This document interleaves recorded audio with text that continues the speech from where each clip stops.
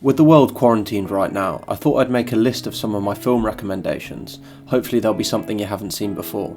Before I get started, I wanted to say thank you to all my supporters. I'm almost at 10,000 subscribers and I never thought making this channel that I would get this far. If you're not subscribed, please consider subscribing to help us get to 10,000. And if you are one of my supporters, please turn on notifications, as a large number of my subscribers often miss my videos. Thank you very much and enjoy the video. I haven't really written a script for this video, I just thought I'd go through a number of my favourite films, the ones that I really recommend to people who haven't seen them before. The list is in no particular order, it's just a collection of films that I really recommend. So without further ado, let's get into it.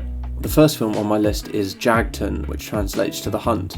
It's a socio-political drama about a kindergarten teacher who gets falsely accused of sexually assaulting a child. It's a really serious drama about the concept of being innocent until you're proven guilty, and it's something that really reinforced this idea in me. In a lot of ways, it's quite a scary film about the danger of mob mentality, about how friends and family can turn on you due to a false allegation. If you like serious, well-written dramas, I'd really recommend checking this one out.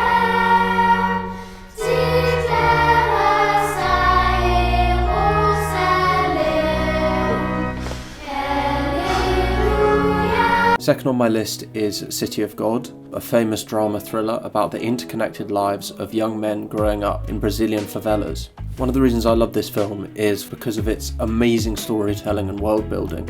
By the end of the film, the favelas feel completely fleshed out, and a huge number of characters and their backstories have been established, and tells a story about the dangers and challenges of growing up in one of these dangerous environments. Bora, mané, vambora que logrou, mané. Vai, velho, vambora, mané. Fudeu, mané. Aí, ó. Third on my list is Arrival. It's the first of 3 Denis Villeneuve films that I'm going to talk about. Arrival is about a linguistics expert trying to communicate with aliens who have come to Earth. It sounds like a far-fetched premise, but it's actually a really well done sci-fi that deals with complex issues like life, time and death. It's beautifully paced and stunningly shot. And at its core, it's a film about communication and language, about the basis of humans' communication, an intelligent look at how we might ever be able to communicate with other life forms if they're out there. In my mind, this is an example of sci-fi done really right.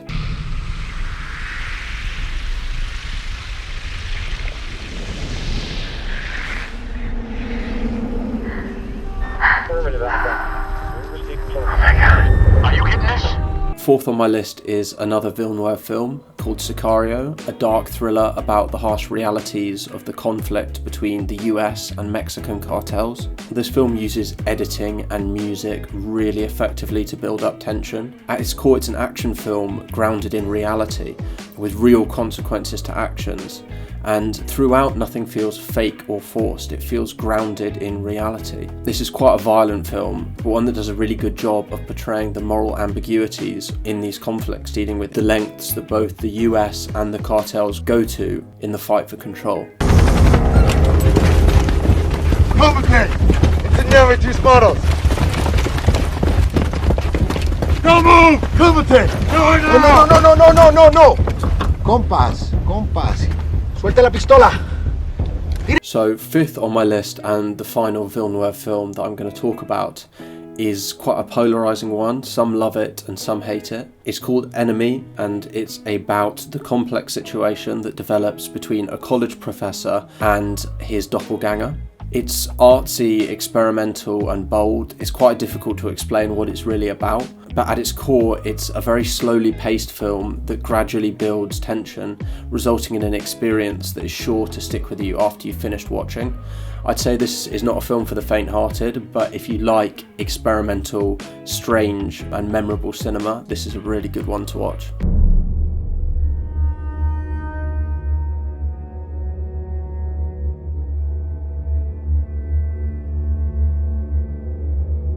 Sixth on my list is another thriller, one of my favourite thrillers ever made, called Nightcrawler. I don't think that this film got the attention that it deserved after it was released. Personally, it was one of my favourite films of the year. It's a film about the if it bleeds, it leads mentality of US news channels. Behind the scenes, it's kind of an intelligent dissection of media and the capitalist mentality. As a film, it's intelligent, morally challenging, and very well written. It's about the lengths that cameramen go to get the perfect shot of car crash scenes and murder scenes, all for these cable news channels. I'm looking for a job. In fact, I've made up my mind to find a career that I can learn and grow into. Who am I? I'm a hard worker. I set high goals, and I've been told that I'm persistent. Now, I'm not fooling myself, sir. Having been raised with the self-esteem movement so popular in schools, I used to expect my needs to be considered.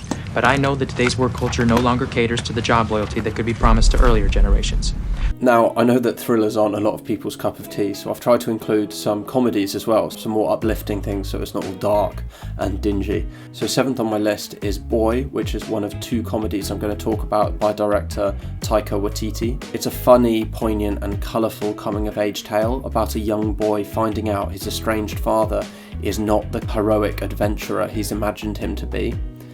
What I love about this film is the way that it uses montage and plays with the New Zealand landscape that they shot the film in. You really feel a sense of location from this film, and it's a really effective coming-of-age tale. Yeah, you can have the rest. Oh, thanks, Dad. Yeah, don't go burning your eyes out or anything. Share them with him too. Yeah, you know, this used to be my room. Yeah. Oh, you can still use it. I'll sleep in the garage with my mates. So eighth on my list is Hunt for the Wilder People, which is another Taika Waititi film. It's possibly more well known than Boy. It's a charming, well-written comedy about how a boy and his foster father become the subjects of a national manhunt through the New Zealand wilderness. Waititi really knows how to write coming-of-age tales that are both funny and at the same time tug at the heartstrings.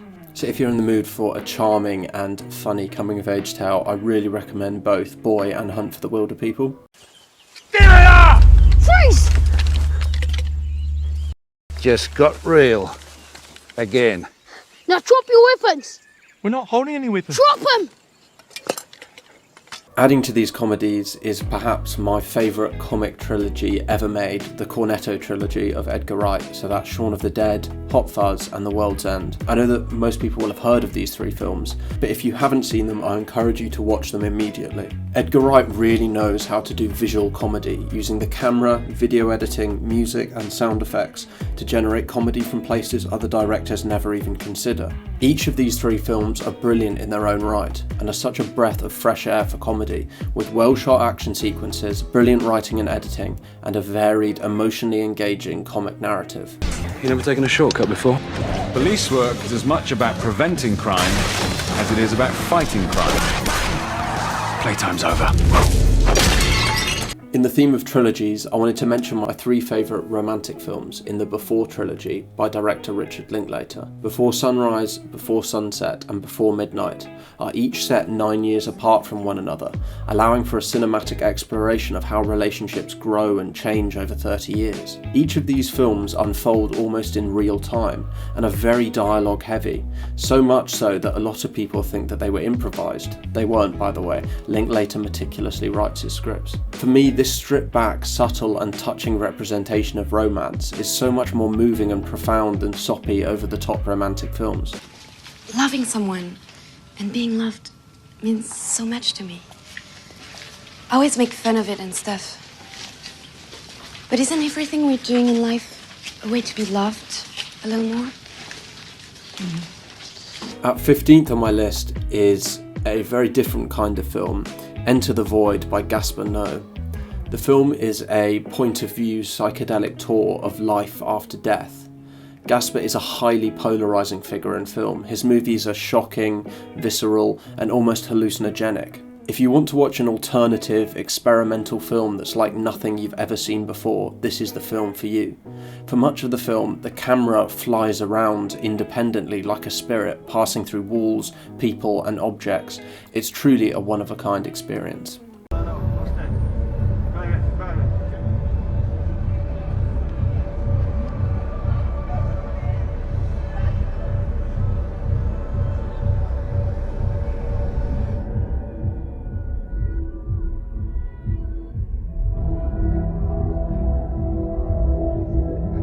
My next three films are what I consider to be great horrors. Personally, I'm not a fan of Hollywood's jump scare horrors. I think they're lazy and boring in a lot of ways. So the three films that I'm going to mention are what I'd call psychological horrors, showcasing unsettling and disturbing themes, many drawn from real life. The first film, and number 16th on my list, is Climax, another film by Gaspar Noé. The film is about a group of dancers' descent into madness and hell after someone spikes the sangria with LSD. The choreography and colour grading in this film is stunning, while it deals with some really disturbing imagery as it deals with a group of people slowly going mad. The camera work is again amazing. A hallmark of kind of Gaspar Noé is this free-flying camera that seems to defy the laws of gravity in a lot of way, giving you upside-down shots of hallways, bird's-eye shots of a group dancing. It really feels like there's nowhere the camera can't go, and it adds to the disorientating effect of the film as you feel like you descend with the characters into a state of madness. 17th is Suspiria, another horror revolving around dancing.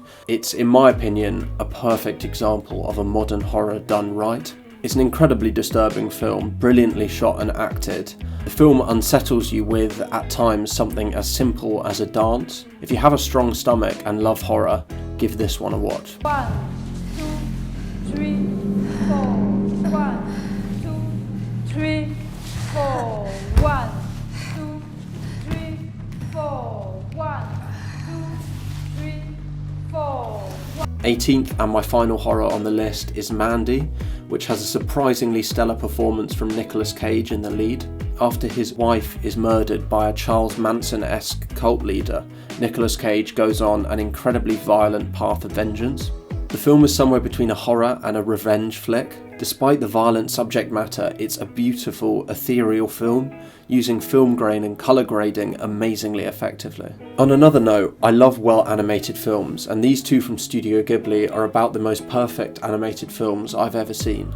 So 19th on my list is Spirited Away, a film about a little girl's mission to free herself and her parents from the world of supernatural beings. It's an animated film that really explores good and evil, spirituality, fantasy, dreams, and all in between. At its core, it's an amazingly charming film that tells a one-of-a-kind story. 20th on my list is quite a different Studio Ghibli film called The Red Turtle, which for me is one of the most moving films I think I've ever watched. It's a beautifully simple, minimalist experience about a man's life after he's stranded on a desert island. I call it minimalist because not a word is spoken throughout the film. At its core, it's a really thought-provoking movie that deals with life's big themes: birth, death, love, marriage, anger, regret, and forgiveness. Another one-of-a-kind film from Studio Ghibli. At 21 is Old Boy, a South Korean thriller about a man who is held captive for no apparent reason for years. After he's released, he must discover who held him captive and why, or an even worse fate awaits him. Violent, strange, and captivating, Old Boy is already considered a cult classic. Some of the best and most realistic fight choreography I've ever seen in modern cinema is in this film. I don't want to ruin too much by saying too much about it, but if you've got a strong stomach and you like intense thrillers, this is a great watch.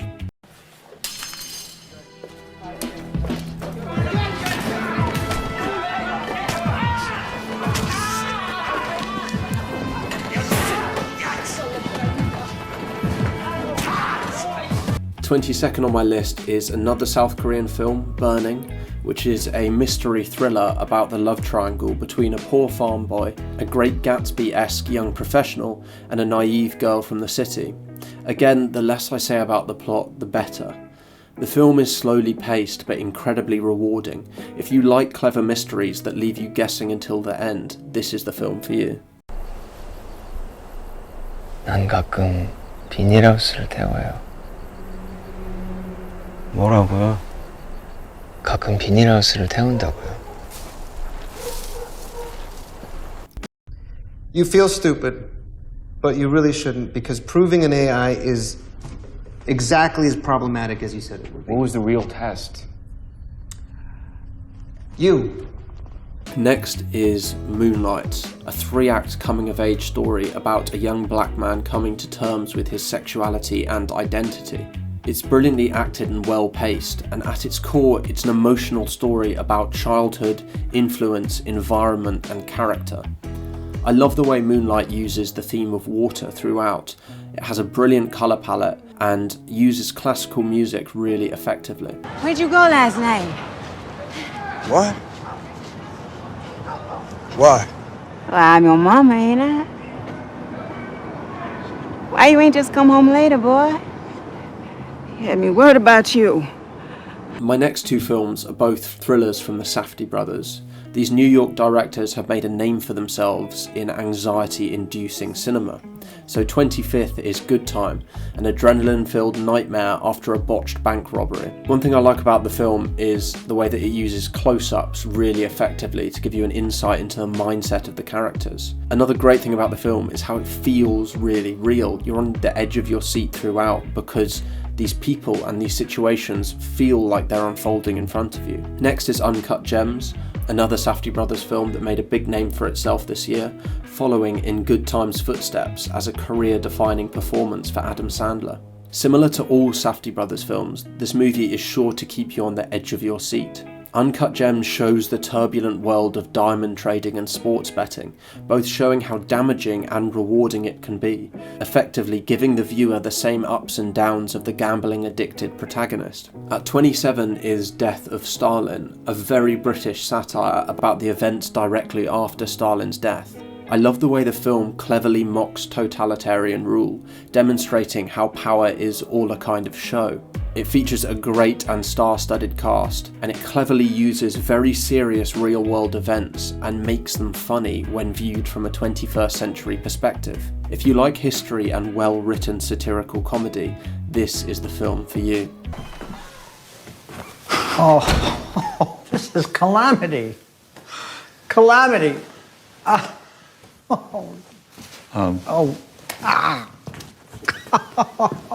no! Oh, he's on the floor! Next is Under the Silver Lake, a kind of you either love it or you hate it film. Personally, I love it.